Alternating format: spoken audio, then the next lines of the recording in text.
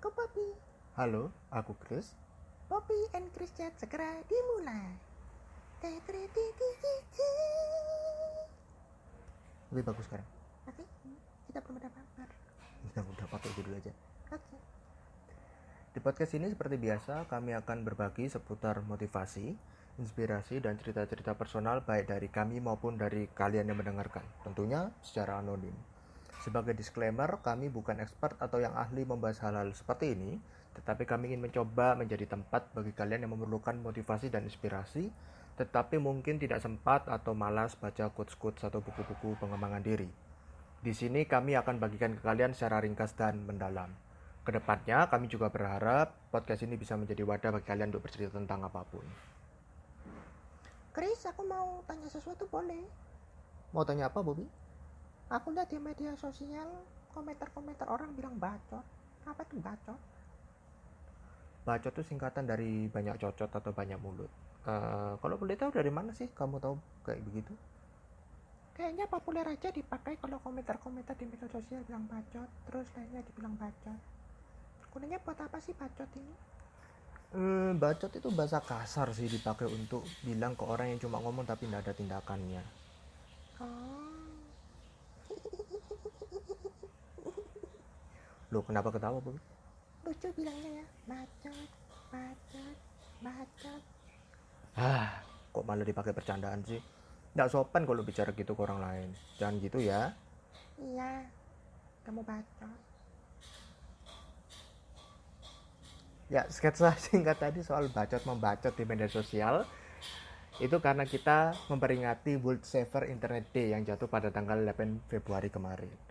Bagi yang tidak tahu, World Saver Internet Day adalah peringatan yang menyuarakan penggunaan dunia maya, internet dan media sosial termasuk, yang aman dan nyaman bagi para penggunanya, khususnya anak-anak dan remaja.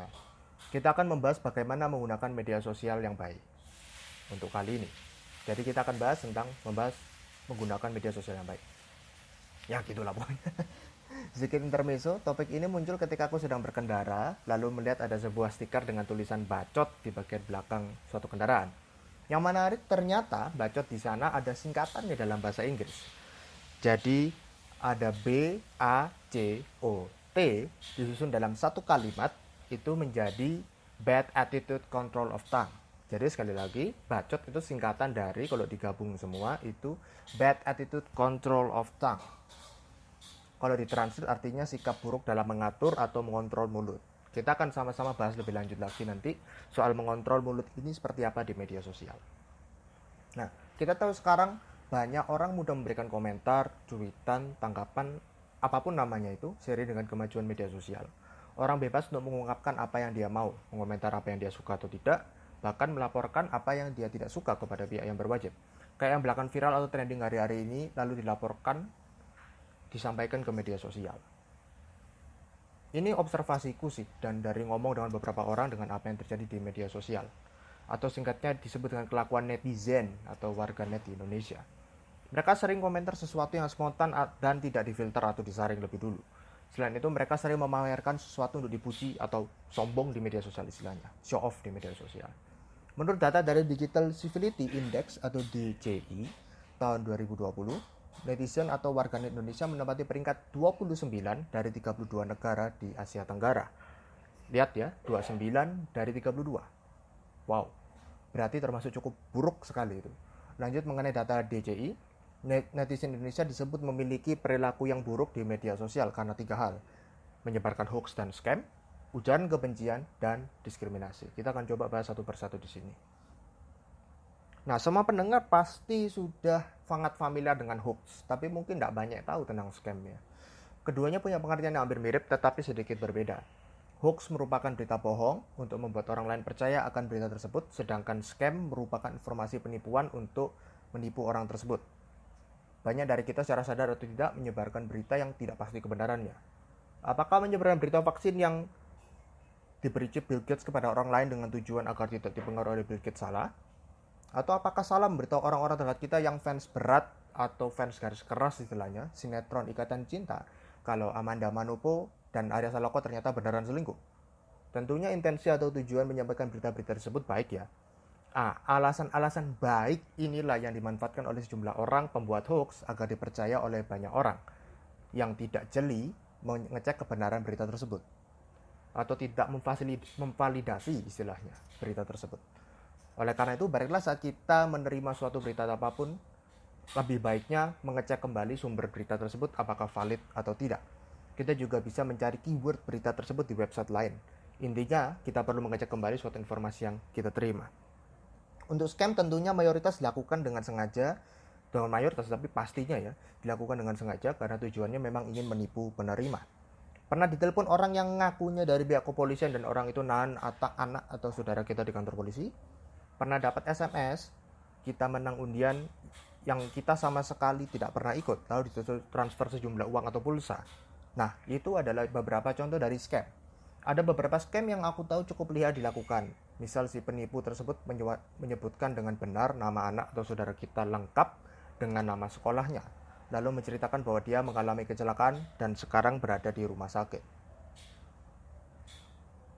Otomatis bila kita mendengar hal ini, yang pertama dilakukan pasti panik, shock, bertindak secepat mungkin untuk menyelamatkan atau menolong kerabat kita.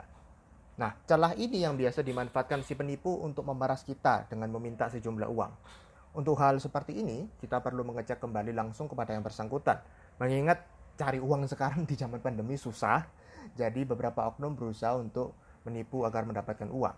Nah, kalau untuk kasusnya undian, jangan sampai kita lengah hanya karena hadiahnya menarik, padahal zakat kita tak pernah ikut dalam undian tersebut. Nah, yang kedua mengenai ujaran kebencian. Aku cari definisinya di theconversation.com.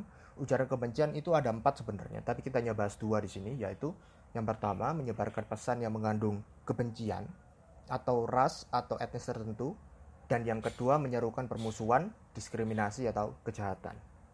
Nah, kita tahu sendiri kata benci itu merupakan suatu kata yang cukup keras bila diucapkan atau dituliskan. Benci bisa aku katakan level tertinggi dari rasa tidak suka terhadap seseorang. Kalau bicara soal perasaan, pasti rasa tidak suka itu ada ya, dan itu wajar. Hanya kembali ke bagaimana kita mengungkapkannya. Ada tipikal orang yang ceplas-ceplos atau belak-belakan istilahnya, kalau kasih kritik atau komentar ke orang, tidak tahu tempat, tidak tahu waktu, langsung bilang begitu saja, tidak difilter. Ada tipikal yang suka nyimpan perasaan lama banget, ditantan baru dikeluarkan pas momennya terulang lagi. Jadi sudah numpuk banyak baru dikeluarin begitu. Nah, apapun tipe kalian, usahakan untuk menyampaikannya pada momen dan waktu yang tepat pada orang yang bersangkutan. Jangan sampai terlambat dan rasa tidak suka ini tumbuh menjadi benci yang berlarut-larut. Benci itu seperti membiarkan sesuatu terbakar di dalam rumah yang lama-kelamaan akan membakar seluruh rumah. Jadi jangan disimpan lama-lama. Langsung aja. Kalau bisa selesaikan saja. Nah, berikutnya adalah ini semacam teori dari aku pribadi ya, kayak teori-teorian begitu ya. Tetapi tidak terlalu perlu dianggap benar, tapi boleh banget jadikan bahan pemikiran. Ada 4 tahap dalam proses menjalin hubungan dengan seseorang: mengetahui, mengenal, menerima, dan bertindak proaktif. Yang pertama, mengetahui pribadi atau karakter orang tersebut. Lalu yang kedua, mengenal lebih dalam tentang dirinya. Yang ketiga, menerima kelebihan dan kekurangan dia dan bertindak proaktif. Yang terakhir, dalam arti melakukan tindakan untuk mendukung orang tersebut. Orang-orang seringkali dalam menjalin hubungan berhenti di tahap yang ketiga, yaitu menerima. Karena memang di tahap ini butuh waktu dan tidak mudah menerima kekurangan tersebut. Perlu toleransi dan tahu konsekuensi dari sikap penerima kita, sehingga kita tidak menyesal di kemudian hari. Aku mau tanya, Kenapa, Bobby? kaitannya dengan ujaran kebencian apa sih? Teori-teori yang kamu bilang itu terus. Nah, cekcok karena ketidaksamaan akan selalu ada, pasti ya, karena setiap manusia berbeda-beda, jadi akan ada crash, ada gesekan, itu selalu ada. Nah, kembali lagi tergantung bagaimana kita menanggapi perbedaan atau gesekan yang ada. Kita perlu belajar menahan diri dan memposisikan diri bila kita ingin memberikan komentar yang menurut kita pedas atau tidak mengenakan untuk orang lain. Bagaimana perasaan orang lain bila mendengar komentar seperti itu? Penting juga untuk tidak perlu mengomentari setiap hal yang menurut kita tidak perlu. Seperti kelihatan membingungkan. Penting juga untuk tidak selalu mengomentari setiap hal yang menurut kita tidak perlu, seperti ajakan permusuhan, diskriminasi, penghinaan, dan lain sebagainya. Istilahnya jangan kita memberi bensin ke dalam api. Jangan kasih bensin ke dalam api, karena itu tambahkan membakar begitu. Nah, Bobby, kita sudah belajar apa kali ini? Kita perlu menjadi warganet atau netizen yang bijak dalam mencari informasi yang ada.